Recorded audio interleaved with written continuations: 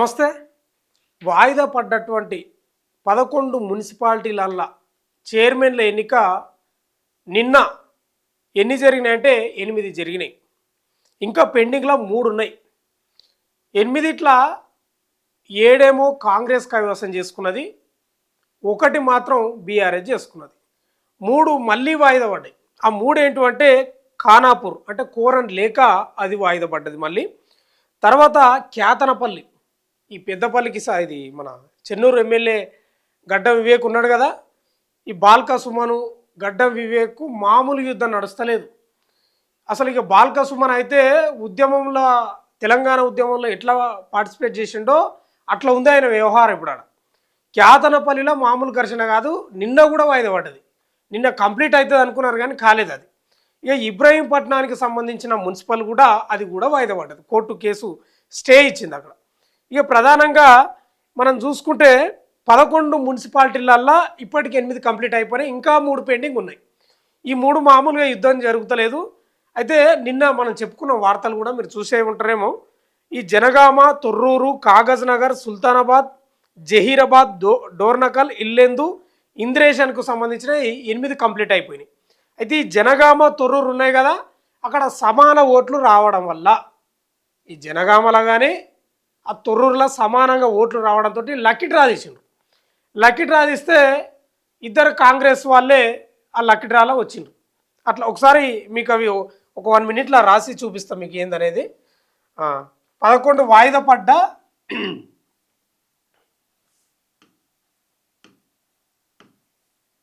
వాయిదా పడ్డ 11 మున్సిపాలిటీలల్లా ఏవేవి వచ్చినాయని క్లియర్ కట్గా. ఎందుకు నేను ఇంత క్లియర్ చెప్తున్నా అంటే ఇక అయిపోతుంది ఈ అంశం, ఇంకా ఉండదు. ఇక ఈ అంశం అయిపోతుంది, ఇంకా 3 ఉన్నాయి ఈరోజు రేపు అంతే. ఇంకా మాట్లాడుకునేది ఇంకా దీని గురించి కరెంట్ టాపిక్ ఉండదు. ఇక ఇది మళ్ళీ ఇక పాత పడిపోతుంది. అందుకే వాయిదా పడ్డ మున్సిపాలిటీలు ఏంది, ఏ ఏ పార్టీ అక్కడ అధికారం చేజిక్కించుకున్నా అనేది ప్రధానంగా రాస్తున్నాను నేను. జనగాం కాంగ్రెస్, ఇట్లా వద్దులే అన్నీ ఒకసారి చెప్తేస్తా. రైట్. జనగాం, తర్వాత తొర్రూరు, తర్వాత కాగజ్ నగర్, ఓకేనా, సుల్తానాబాద్,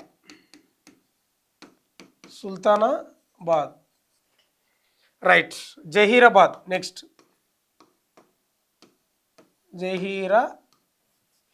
జహీరాబాద్ 6 ఇది. తర్వాత డోర్నకల్,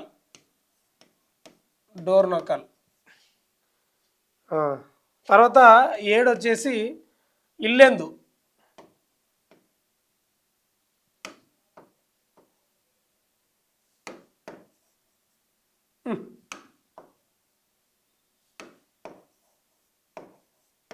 ఇల్లెందు 7 అయినాయి కదా. 8 వచ్చేసి ఇంద్రేశం, 9 ఖానాపూర్, రైట్, 10 క్యాతనపల్లి,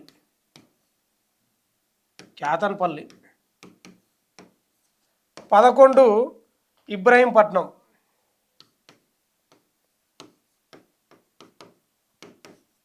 ఏముండదు. అయితే ఒక 2-3 రోజుల నుంచి వాయిదా పడుకుంటూ వచ్చినాయి. నిన్న అనుకోండి, నిన్న కాదు కానీ మొన్న 3 రోజుల క్రితం నుంచి వాయిదా పట్టుకుంటూ వచ్చినాయి అవి. అయితే ఈ ఉన్నాయా ఇక్కడ నేను రాసిన కదా, వాయిదా పడ్డ 11 మున్సిపాలిటీలల్లో నిన్న ఏవి రిజల్ట్ వచ్చేసినాయి అంటే ఏ పార్టీ కైవసం చేసుకున్నది అంటే కంప్లీట్ అయిపోయినాయి. ఈ 7 ఉన్నాయి కదా, ఈ కాంగ్రెస్ కైవసం చేసుకున్నది. ఈ 7 మున్సిపాలిటీలు జనగాం, తొర్రూరు, కాగజ్ నగర్, సుల్తానాబాద్, జహీరాబాద్, డోర్నకల్, ఇల్లందు. ఈ ఒక్కటి మాత్రం బీఆర్ఎస్, ఇది ఒక్కటి మాత్రం బీఆర్ఎస్. మరి 3 ఉన్నాయి కదా, ఈ 3 ఇంకా పెండింగ్లో ఉన్నాయి. ఇక ఖానాపూర్లో అయితే కోరన్ లేక వాయిదా పడ్డది. క్యాతనపల్లి, ఇబ్రహీంపట్నమే హైకోర్టు స్టే ఉంది. తర్వాత క్యాతనపల్లి, ఈ క్యాతనపల్లిలా మామూలు యుద్ధం నడుస్తలేదు. ఎందుకంటున్నంటే క్యాతనపల్లిలా ఒకసారి చూద్దాము. కాంగ్రెస్కి ఎన్ని వచ్చినాయంటే 6 వచ్చినాయి. మొత్తం 20 వార్డులు ఉంటే కేతనపల్లిలో 20 వార్డులు ఉంటే కాంగ్రెస్కి 6 వస్తే బీఆర్ఎస్ 10 వచ్చినాయి. తర్వాత సిపిఐ 4 వచ్చినాయి. అయితే ఈ బీఆర్ఎస్ వీళ్ళిద్దరూ ముందు మాట్లాడుకున్నారు, మన ఇద్దరం కలిసి ఉండాలి, మనం కలిసి ఆ మున్సిపాలిటీని కైవసం చేసుకోవాలని. కానీ అక్కడ యుద్ధం నడుస్తుంది. మంత్రి వివేక్ ఏం చేస్తున్నాడు అంటే అసలు ఆయన నాకే ఇక నేను దక్కించుకోవాలని చెప్తున్నాడు. అసలు గతంలో అద్భుతంగా గెలిచినారు వివేకు. ఆయనకి ఎందుకంటే దాంతో అంత అవసరం ఏముంది కేతనపల్లితోటి?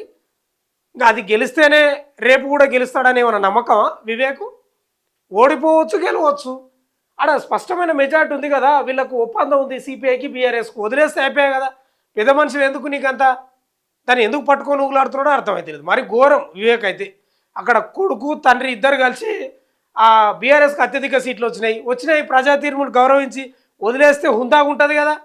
ఆల్రెడీ బల్క సుమాను ఓడిపోయింది కదా, ఎందుకంత కక్ష దాని మీద? ప్రజా తీర్పును గౌరవించాలి కదా, గౌరవించకుండా కూడా మీరు ఇట్లుంటే పద్ధతి కాదు. అయితే ఇవి నేను చెప్పిన డాటా. ఇంకొక డాటా చెప్పి కంప్లీట్ చేస్తా, ఒక 2 నిమిషాలు కంప్లీట్ అవుతుంది. ఇక వాయిదా పడ్డ 11 మున్సిపాలిటీలలో ఇవి.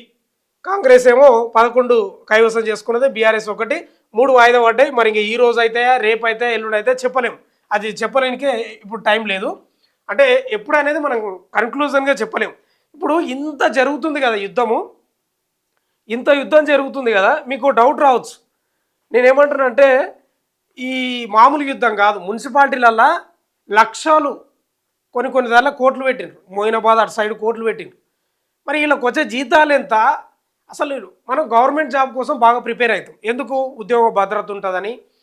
తర్వాత మనకు డిఏలు, పిఏలు, రకరకాలుగా పెన్షన్లు, రిటైర్డ్ అయిన తర్వాత ఆ బెనిఫిట్స్, లేకపోతే ఉద్యోగ భద్రత 60 ఏళ్ళ వరకు అని మనం అద్భుతంగా ప్రిపేర్ అవుతాం, ఆశలు పెట్టుకుంటాం. మరి వీళ్ళు 5 ఏళ్ళ కోసం ఎందుకు ఇంతగా ఆరాట పడుతున్నారు?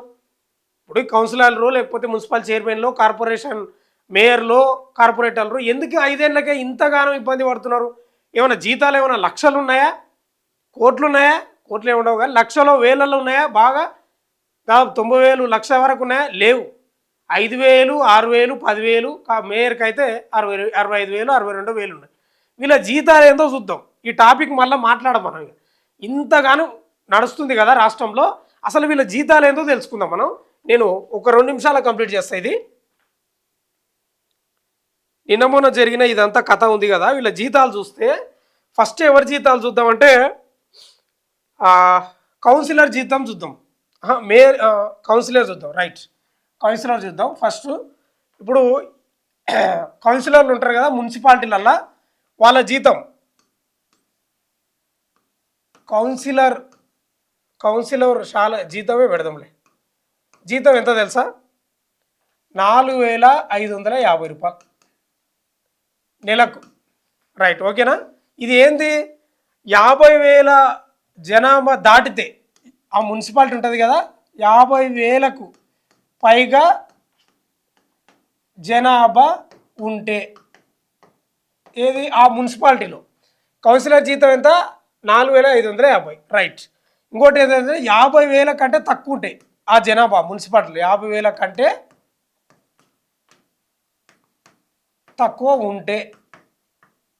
తక్కువ ఉంటే ఆ కౌన్సిలర్ జీతం ఎంత అంటే ఇదే సేము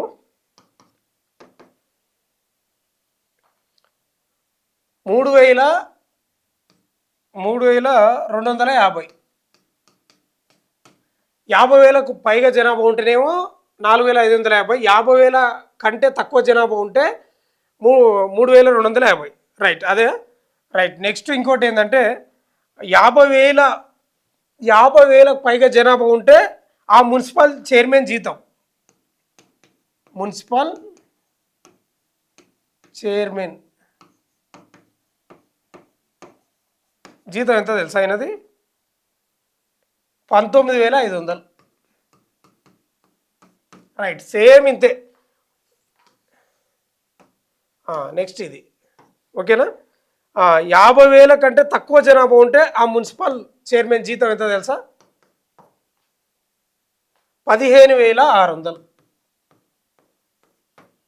ఓకేనా? ఇది ఒక డాటా అయిపోయింది. రైట్. నెక్స్ట్ మేయర్ చూద్దాం. ఈ కార్పొరేషన్ మేయర్లు ఉన్నాయి, మామ్నార్, నిజామాబాద్, కరీంనగర్. మేయర్ జీతం ఎంత తెలుసా? ఈమెది 65,000.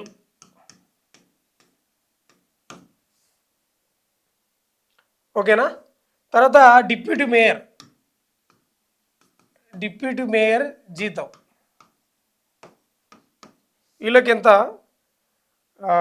32,500.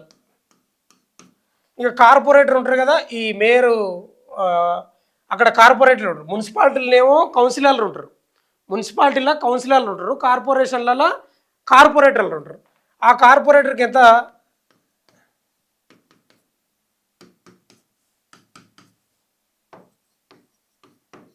కార్పొరేటర్ జీతం ఎంత? 7,800. ఇది అసలు లెక్క ఇది. కౌన్సిలర్ జీతం ఏమో 4,550. 50,000 పైగా జనాభా ఉంటే, 50,000 జనాభా తక్కువ ఉంటే కౌన్సిలర్ జీతం 3,250. మున్సిపల్ చైర్మన్ జీతం 50,000 పైగా జనాభా ఉంటే 19,500. ఆ 50,000 కంటే తక్కువ జీతం ఉంటే మున్సిపల్ చైర్మన్ జీతం 15,600. ఇంకా మేయర్ జీతం ఏమో 65,000, డిప్యూటీ మేయర్ది 32,500, తర్వాత కార్పొరేటర్ది 7,800. ఈ జీతాలతోటి ఇప్పుడు వీళ్ళది ఈ జీతాలు ఉన్నాయి కదా, దాదాపు ఇప్పుడు కౌన్సిలర్ జీతమే తీసుకుందాం మనం. కౌన్సిలర్ జీతమే తీసుకుందాం, ఒక 38,000-40,000 అయింది అనుకో. ఒక కుటుంబానికి 2 కుటుంబాలకే పంచుతున్నారు వాళ్ళు పైసలు. మరి వీళ్ళంతా ఎట్లా సంపాదిస్తారు? ఈ జీతం కోసమేనా వీళ్ళు ఎన్నికవుతున్నది? నిజంగా ప్రజాసేవ చేయడానికి ఎన్నికవుతున్నారా? తెలియదు. లక్షలు ఖర్చు పెడుతున్నారు. మళ్ళీ ఇదంతా ఏడదీస్తారంటే మీకు అందరికీ తెలుసు, నేను చెప్పాల్సిన అవసరం లేదు.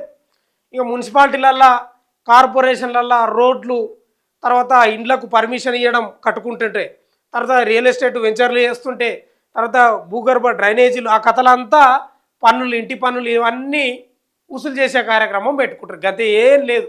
ఈ జీతాలతోటి వాళ్ళు తిరిగే కారుకు డీజిల్ కూడా సరిపోవు. లేకపోతే పోతుంటే కొందరికి సాయం చేస్తుంటారు, వాళ్ళకు వీళ్ళకు పేదలకు, వాళ్ళకి ఎన్నిక కూడా చాలవు ఆ పైసలు. అట్లాంటి వ్యక్తులు ఇవాళ లక్షలు ఖర్చు పెట్టి గెలుస్తున్నారంటే దాని వెనుక ఉన్న మర్మం ఏందో మీరు అర్థం చేసుకోండి. నిజంగా చెప్తున్నా కదా, చివరికి ఒక మాట చెప్తున్నా, ఈ జీతాల కోసం మాత్రం వాళ్ళు కాదు, ఇంకేదో ఉంది, ఆ పదవిని అడ్డం పెట్టుకొని ఇంకేదో చేయడానికి మాత్రమే తప్ప ఈ జీతాలతోటి వాళ్ళు బతుకు తెరువు కోసం నిజమైన సేవ చేస్తారు అనేది మాత్రం అందరు కాకపోయినా ఒక 90 మంది కళ అవుతుంది. అందరు సేవ ఏం చేయరు, దాదాపు సంపాదించుకుంటారు, మంచిగా కాలు మీద కాలేసుకొని బిల్డింగ్లు, కార్లు తెచ్చుకుంటారు. ఒకటి చిన్న రిక్వెస్ట్ ఏంటంటే, చివరిగా చెప్తున్నా ఒకటే పాయింట్, ఈ లక్షలు పెట్టి గెలిచి మేయర్ని ఎన్నుకోనికే ఎంతమందిని ప్రలోభాలకు గురి చేస్తున్నారంటే, నిజంగా గ్రామాలల్లో సర్పంచ్ పోటీ చేస్తారు. సర్పంచ్గా ఎంతమంది పోటీ చేసినా ఒక ఆయన గెలుస్తాడు. ఈ వార్డు మెంబర్లు ఉంటారు కదా గ్రామాలల్లో, వాళ్ళంతా కలిసి ఉప సర్పంచ్ని ఎన్నుకుంటారు. ఇట్లనే ఈ మున్సిపాలిటీలలో కూడా ఇది రావాలి. మేయర్కు మున్సిపల్ చైర్మన్గా పోటీ చేయడానికే డైరెక్ట్ అభ్యర్థి నిలబెట్టాలి. ఈ కౌన్సిలర్ అంతా ఉప చైర్మన్, అదే డిప్యూటీ చైర్మన్ ఎన్నుకునే ఆ ప్రక్రియ తెరిస్తే నిజంగా డబ్బు అనేది అసలు ఎక్కడ పారదిగా. ఇప్పుడు ఓడిపోయిన వాళ్ళ బాధ ఎవరికి చెప్పుకోవాలి? 4-5 పార్టీలు పోటీ చేస్తాయి, వాళ్ళు ఓడిపోయారు లక్షలు పెట్టి. ఏంది పరిస్థితి?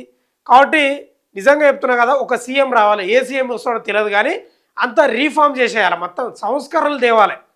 ఈ ఉచిత పథకాలు, ఎన్నికలలో డబ్బులు వంచుడు, ఇదంతా పోవాలంటే ఆ సీఎం ఒకటే అనుకొని రావాలి. ఒక్కసారి అధికారంలోకి వస్తే నేను మళ్ళా గెలువను అని నిజంగా గట్టిగా నమ్మకం పెట్టుకొని ప్రజలపై విశ్వాసం పెట్టి ఏదన్నా కానీ నన్ను ప్రజలు గెలిపించకపోయినా సరే భారీ సంస్కరణలు తేవాలని నిజంగా కోరుకుంటాం మాలాంటి జర్నలిస్టులు. ఏందండి ఈ డబ్బు పంచుడు, ఘోరం, దారుణం, ఇప్పటికి కూడా చేరలే. ఇంకా 3 మున్సిపాలిటీలు ఇంకా వాయిదా పడ్డాయి. ఇది పరిస్థితి. వీళ్ళ జీతాలు, వీళ్ళ కథ, వీళ్ళ దందలు, వీళ్ళ కథ అంతా ఇది అసలు కథ. ఇంకా ఇప్పుడు ఏం చేస్తారంతా, గెలిచిన వాళ్ళంతా మున్సిపల్ చైర్మన్లు మొత్తం ముక్కు విండి వసూలు చేస్తారు. ముక్కు విండి నువ్వు ఏడ వాళ్ళు ₹1,00,000 అయినా వదలకుండా తింటారు. ఇంట్లో ప్రజల తప్పు ఉంది, వాళ్ళ తప్పు ఉంది. వాళ్ళు ఇస్తున్నారు, మేము తీసుకుంటున్నామని వీళ్ళు అంటారు, అంతే కదా. వాళ్ళు ఇవ్వకపోతే ఊకోరని వాళ్ళు అంటారు. ఏం చేస్తాం? నిజంగా ఒక సినిమాలు ఉంది కదా, అర్జున్ ఉంటాడు చూడు, ఒకే ఒకటి సినిమాలో ఒకటే రోజు సీఎం అయ్యి ఓ రకంగా అసలు విధ్వంసం సృష్టిస్తాడు. విధ్వంసం కాదు కానీ అదే సంస్కరణలు తెస్తాడు. ఫటాఫట్ అట్లాంటి సీఎం రావాలి, కానీ రాడు. అది కలనో నిజమో తెలియదు, కానీ వస్తే బాగుంటుంది. ఇట్లా ఉంది పరిస్థితి. చూస్తూనే ఉండండి మన తొలి వెలుగు.